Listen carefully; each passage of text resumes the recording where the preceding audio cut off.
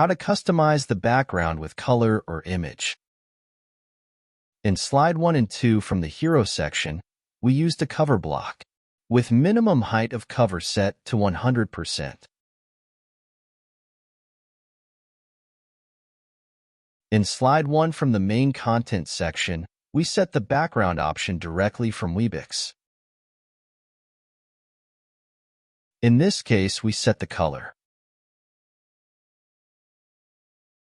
In slide 1 from footer content section, we used a background image. Choose image from WordPress media library and save.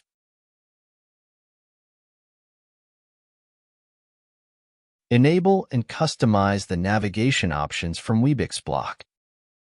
Select Webyx block and, in the Navigation Arrows tab, enable the Navigation Arrows option. To display the top arrow correctly, let's enable the arrow's custom offset and set the value to 100. The arrow at the top will not be hidden by the header anymore. Now enable mouse wheel navigation and save your work. Well done. You have completed your full-screen scrollable website. Click on View Page button. This page can be navigated through arrows.